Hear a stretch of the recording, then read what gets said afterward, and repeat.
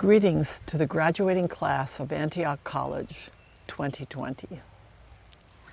Athena, Carlos, Mary, Adam, Truth, Zoe, Nadia, Seamus, Chris, Judas, Ben, Caitlin, Galen, Tom, and Alex. Congratulations.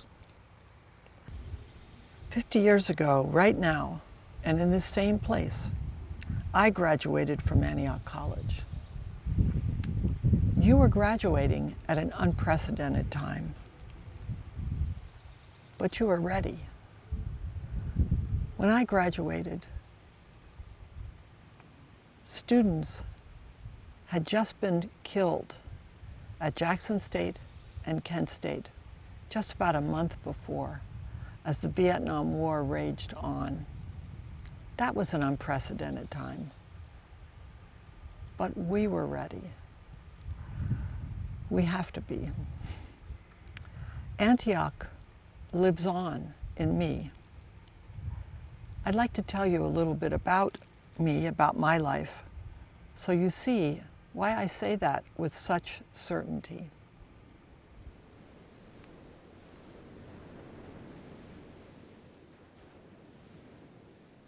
Did I ever wear shoes in the summer? Or a shirt even? Here's me on a typical day at the Jersey Shore out on our dock. I was a ball of curiosity and energy who could lose herself in the bay. Boats, fishing, clamming, spearing, crabs, or in the ocean, on the ocean's edge, walking for miles down New Jersey beaches by myself.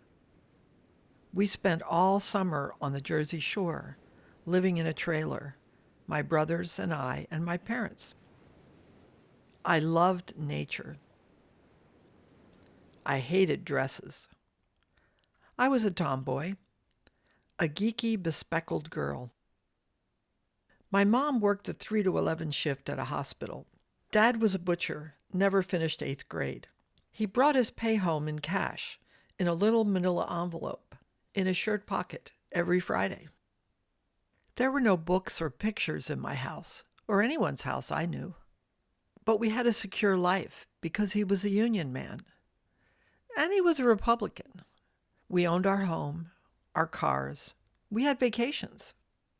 I was a good student. I loved to write. It was the Cold War. We scanned the skies for Russian missiles. Whispers of the civil rights movement reached our little town. I realized I wanted to be a journalist. I always thought if we could just understand each other, there would be no wars, no conflict. Yet in the real world, then, the options for girls' futures were teacher, secretary, or nurse. Then marriage. Here's a picture from my life now, at 74. My 2 grandkids in the Glen, the stepping stones across the stream. I've been thinking about my stepping stones of life. How did I get to where I am from where I was? How did that happen? Often we don't realize that a decision, a choice on a day, is a stepping stone. Other days, like today, you know. Well, my dad got me a camera, a 35mm rangefinder Argus, when I was about 13.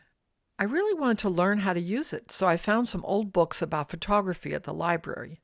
I learned about f-stops, depth of field, focus, framing.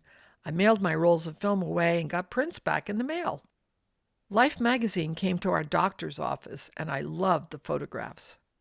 I wanted so much to get out of my small town on my own.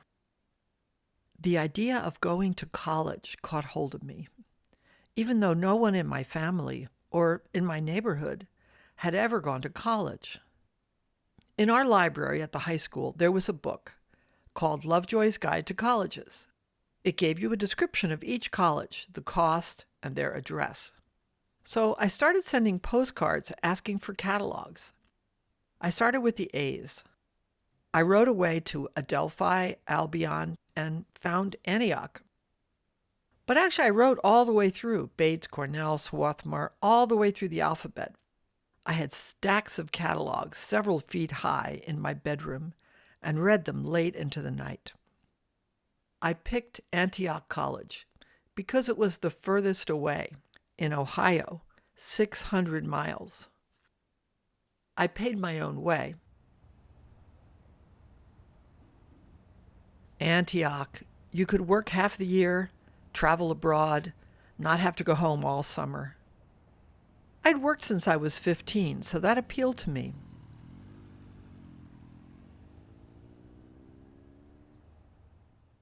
In our freshman dorm, that first week, all the girls sat around in a circle and were asked to say what our parents did, where we came from. So one girl said, "My dad is an engineer." Another, "My dad and mom are lawyers." Another, "My dad is a poet." "My dad is a professor at a university. My mom plays in the symphony." When it came to me, I couldn't say, "My dad works in the meat department at a grocery store. He's a butcher."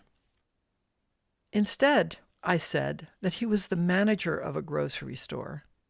Even that was way below the other parents' occupations. Right away, I started developing a story of who I am, a false story based on shame. Who I am is not right here, and there would be more lies to follow. After a while, I went into college friends' homes that were much bigger, much somehow more sophisticated, with books, photos, paintings. There were actual discussions around the dinner table with glasses of wine. In my house growing up, dinner was 5 minutes. We never talked around the dinner table. At college, I did find others who loved photography, and I learned to develop pictures. We created the first darkroom at Antioch, where I spent hundreds of happy hours. We learned about photographers of the day: Robert Capa, Dorothea Lange, Robert Frank, Henri Cartier-Bresson, Bruce Davidson. Beautiful works of art, but capturing everyday people. I didn't realize till years later that we were not taught about Black photographers who were working, like Gordon Parks, Roy de Carava. Seeing certain films impressed me deeply. Wiseman's Titicut Follies, Edward R. Murrow's Harvest of Shame, about migrant worker families. Night and Fog. I didn't know there was a Holocaust until I saw that film. I realized that through seeing films, people could be exposed to alternative points of view on history, on life, on themselves, because I was. Here's a stepping stone. My first Antioch co-op job, the Cleveland Press. Copy boy. Remember, I want to be a journalist. When the writers called boy, that was me. I noticed right away that there were no women on the floor, except in the style and fashion area way back there. I recently came across this little newsletter put out by the Cleveland Press composing department, and I was so struck by the casual, unexamined sexism. See this? They told me the picture was to be about my good posture. I was uncomfortable when I saw this picture of me, embarrassed really, but I actually didn't understand why. After about 2 years of college, I dropped out. It was just all too much. I never felt I fit in. I felt like an imposter. The male dean who I'd gone to talk with said, "Yeah, you should drop out. You should go to a state school. Keep your grades up for now." Looking back, I realize I began to understand how hard it is to change one's class background, to move up and be comfortable. By the way, I never had a female or a person of color as a professor at Antioch. Now, in that time, as a dropout, a lot changed in the USA. The hippies, the anti-war movement. I got a job in New York City at the West End bar uptown near Columbia University. When the Columbia student strike took place that spring, 1968, I was serving beer to tables full of students, talking about politics and issues. Sometimes I'd try to join in. I was their age. I was a student too, but since I was the waitress, they ignored my questions. I was put in my place. I came back to Antioch after 15 months, a big stepping stone. The radical left came into my life. It was all around. The anti-war movement, the Black Power movement, the Black Panthers, reading Marx, Engels, Ho Chi Minh, Lenin, Chairman Mao, Che Guevara. Reading all this new literature, I came to understand the word class as an identity, and more important, as a motivating force in history. The revelatory thought that the working class has been a driving force in history, and that I, rather than being nothing, an imposter, or my background being something I have to hide and lie about, that I have a part to play as a working class person. That was a major stepping stone. I met Jim Klein, and we became radio geeks. We worked at WYSO FM radio, the student-run station. I learned most of the skills of being a filmmaker: how to edit, how to mix music, how to tell a story in a time frame, how to do interviews, how to think about the audience. The biggest influence, the one that made the most sense to me, was the women's liberation movement. Saying that women's liberation for me was transformative is too small a word. We believed the personal was political. A basic idea of the movement was consciousness-raising groups. I was in the first one at Antioch College. There were 5 of us. Our CR group took on so many topics. What are our feelings about men? What are our feelings about our mothers? We talked about our bodies, sex, menstruation, our intelligence, how we felt about so many things. We sat around one night a week for as long as it took, each of us in her turn, to say what we had to say and feel what we had to feel. Every night, it turned out that what we thought was our own personal shame was really the oppression of a group, a huge group, women. I came to understand self-censorship, self-hatred. Women's liberation was radical to its core. It went to the idea of how people think about themselves and others and all the structures of our society. Women's liberation demanded change in the bedroom, the kitchen, the office. We looked at popular culture's images of women and saw that all the images, movies, magazines, TV, were made by men, white men, privileged men. So we realized that we had to create our own images, form a kind of alternative culture, since mainstream culture was so impenetrable for us. Telling stories of real women, that was a radical act. But make no mistake, we were figuring it out as we went along. We said, we want to be liberated women, but what did that really mean?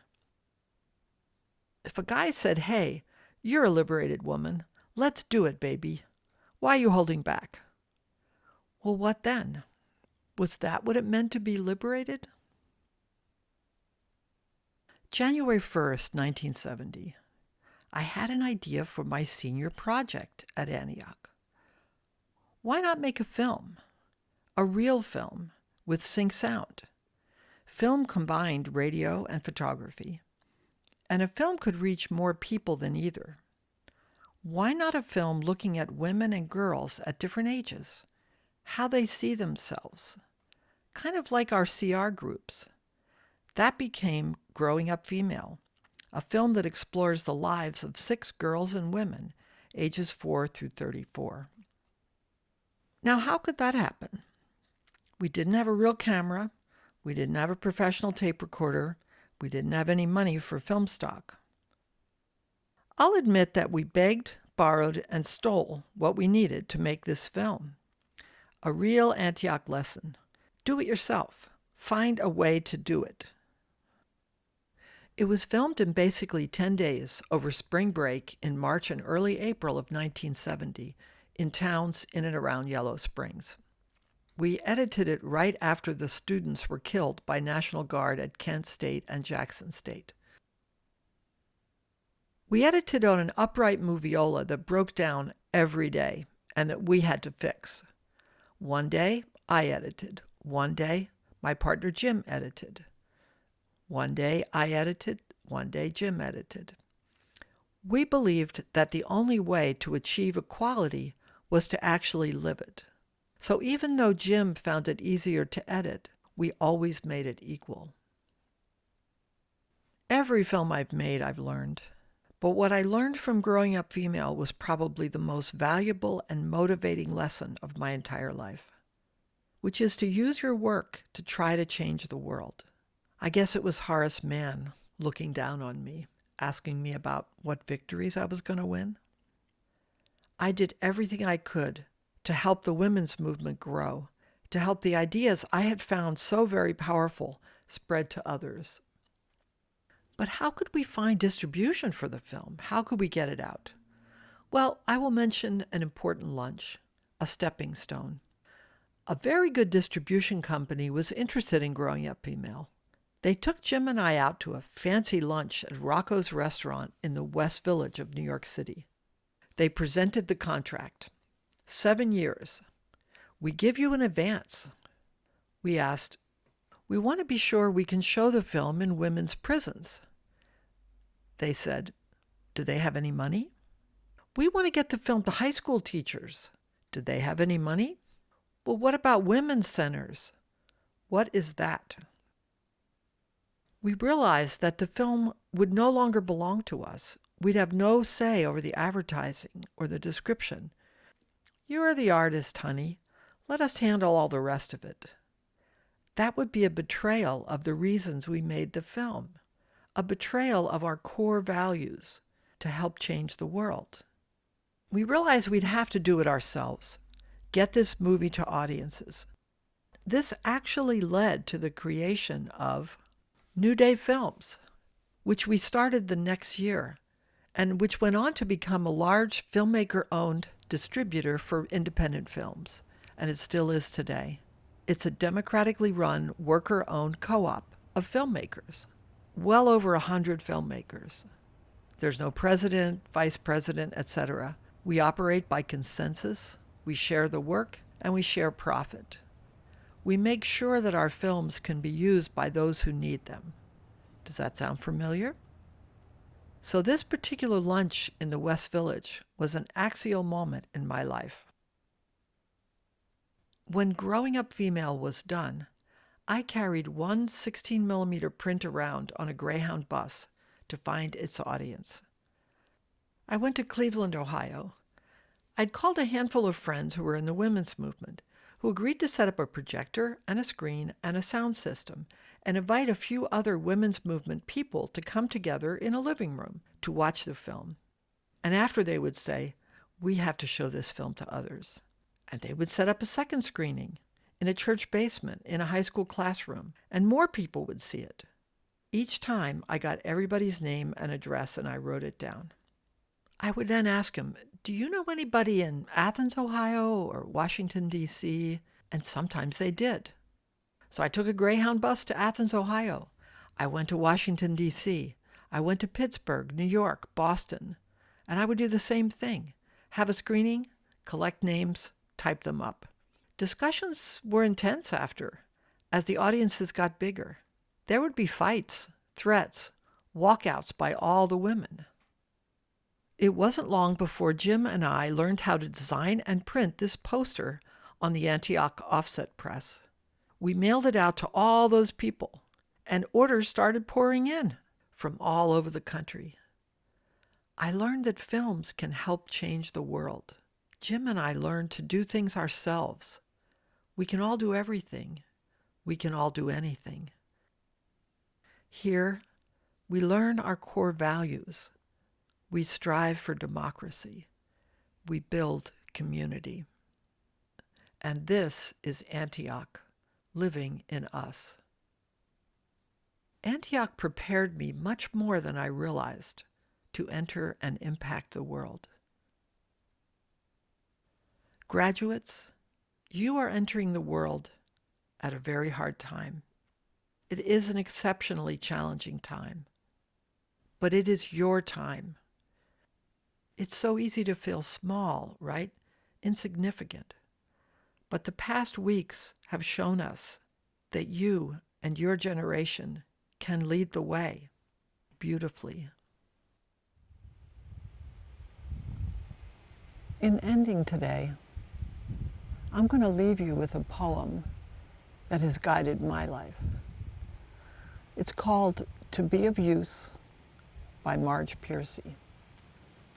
And I hope it resonates for you. To be of use. The people I love the best jump into work head first, without dallying in the shallows, and swim off with sure strokes almost out of sight. They seem to become natives of that element, with the black-headed seals bouncing like half-submerged balls. I love people who harness themselves, an ox to a heavy cart, who pull like water buffalo with massive patience, who strain in the mud and the muck to move things forward, who do what has to be done again and again. I want to be with people who submerge in the task, who go into the fields to harvest and work in a row and pass the bags along, who are not parlor generals or field deserters, but move in a common rhythm when the food must come in or the fire be put out. The work of the world is as common as mud. Botched, it smears the hands, crumbles to dust. But the thing worth doing, well done, has a shape that satisfies, clean and evident. Greek amphoras for wine or oil, Hopi vases that held corn. They're put in museums. But you know they were made to be used. The pitcher cries for water to carry, and a person for work that is real. Congratulations.